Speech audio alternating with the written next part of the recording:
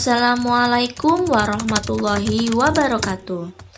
Izinkan kami mempresentasikan desain mind map yang telah kami diskusikan mengenai World of Government atau WOG di era transformasi digital dan implementasinya.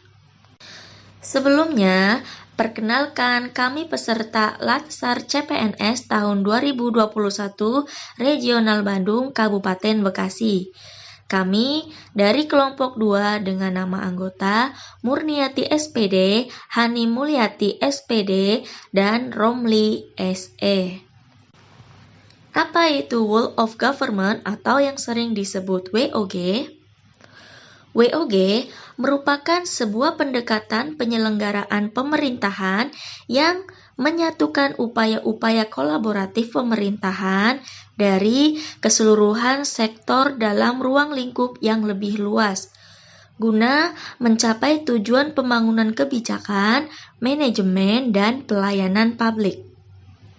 Atau yang dapat disederhanakan bahwa WOG merupakan suatu pendekatan yang menekankan kebersamaan dan menghilangkan sekat-sekat antar sektor, baik yang dilakukan secara formal maupun informal.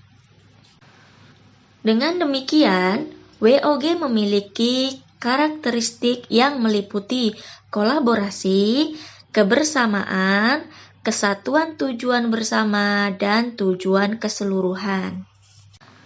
Adapun dasar hukum WOG diantaranya Undang-Undang Dasar 1945 dalam bab 3 tentang kekuasaan pemerintahan negara pasal 4 ayat 1. Pasal 11 Undang-Undang Aparatur Sipil Negara, Undang-Undang Nomor 30 Tahun 2014 tentang Administrasi Pemerintahan, Undang-Undang Nomor 25 Tahun 2019 tentang Layanan Publik. WOG ini sudah dikenal dan lama berkembang terutama di negara-negara Inggris, Australia, dan Selandia Baru. WOG pada dasarnya adalah sebuah pendekatan fungsi dalam ruang lingkup koordinasi yang lebih luas guna mencapai tujuan bersama, di mana terbagi menjadi 3, pelayanan kebijakan, manajemen program, dan pelayanan publik. Alasan diterapkannya WOG adalah pertama, faktor eksternal, seperti dorongan publik dalam mewujudkan integritas kebijakan, program pembangunan dan pelayanan agar tercipta penyelenggaraan pemerintahan yang lebih baik. Adanya perkembangan teknologi informasi, situasi, dan dinamika kebijakan yang lebih kompleks menyebabkan pentingnya WOG. Faktor kedua, faktor internal, adanya fenomena ketimpangan kapasitas sektoral sebagai akibat dari adanya nuansa kompetisi antar sektor dalam pembangunan. Sebuah contoh misalnya, sektor lingkungan hidup memandang bahwa pelestarian alam, terutama hutan, merupakan prioritas dalam pembangunan, sehingga perlu mendapatkan prioritas dukungan kebijakan dan keuangan yang lebih. Yang ketiga, khususnya dalam konteks Indonesia, keberagaman latar belakang nilai, budaya, adat, istiadat, serta bentuk latar belakang lainnya mendorong adanya potensi disintegrasi bangsa. Lalu bagaimana cara melaksanakan World of Government ini? Ada 6 caranya. Yang pertama, respon pemerintah terintegrasi, menghilangkan sekat sektoral, kerjasama antar instansi pemerintah, kolaborasi, koordinasi, dan sinergitas. Problem utama pelayanan publik, yang pertama, inefisiensi, tumpang tindih, dan ego sektoral. Kali ini saya akan menjelaskan tentang implementasi dari sistem WOG yang sudah dilaksanakan di pemerintahan Kabupaten Bekasi. Contoh yang kami ambil adalah tentang alur PPDB SMP Negeri di Kabupaten Bekasi, di mana PPDB ini adalah proses penerimaan peserta didik baru bagi siswa SMP Negeri. Nah, bagaimana caranya untuk siswa mendaftarkan ke sekolah SMP Negeri di Kabupaten Bekasi?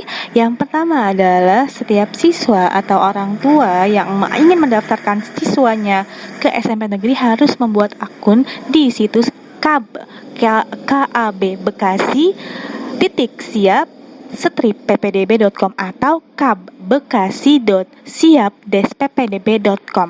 Pendaftaran melalui online ini memudahkan siswa dan juga orang tua untuk mendaftarkan tanpa harus datang ke lokasi. Dan biasanya kalau udah datang ke lokasi itu antrinya memakan waktu yang lama. Cukup siapkan kartu keluarga dan juga NISTN serta bukti pendukung lainnya, kalian sudah bisa membuat akun dan juga mendaftarkan diri ke situs tersebut. Oke, sebelum masuk ke pengaktifasian dari akun tersebut, kalian akan dihadapkan dengan memilih 3 jalur PPDB. Jalur yang pertama adalah jalur prestasi, di mana kuota ini hanya 5%. Jalur prestasi ini bisa diisi oleh siswa dengan prestasi di bidang ilmu pengetahuan dan teknologi, sains, olahraga, seni, dan juga bidang lainnya dengan menunjukkan bukti prestasi tersebut.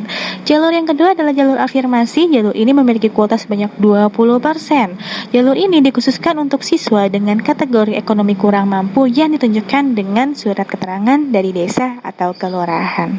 Dan yang terakhir yang kuotanya paling banyak yaitu adalah jalur zonasi. Kuota ini sampai 60%. Jalur ini diperuntukkan untuk siswa dengan jarak rumah yang paling dekat dengan sekolah berdasarkan alamat pada kartu keluarga yang diterbitkan paling tidak 1 tahun sebelum pelaksanaan PPDB. Nah, setelah memilih jalur, kalian sudah bisa mengaktifkan akun dan juga melihat jadwalnya masing-masing karena biasanya tiap jalur itu memiliki rentang waktu yang berbeda-beda. Oke. Nah, setelah kalian mengaktifkan kartu, ada yang namanya verifikasi. Bisa berupa verifikasi tempat tinggal dan juga verifikasi prestasi, di mana kalian harus menunjukkan bukti-bukti kalau kalian sudah berprestasi dan juga menunjukkan kalau misalnya kalian memang benar-benar dekat dengan rumahnya atau jaraknya terdekat dengan sekolah. Oke, itu tadi penjelasan tentang implementasi WOG dalam era digital di Kabupaten Bekasi. Kurang lebihnya mohon maaf. Assalamualaikum warahmatullahi wabarakatuh.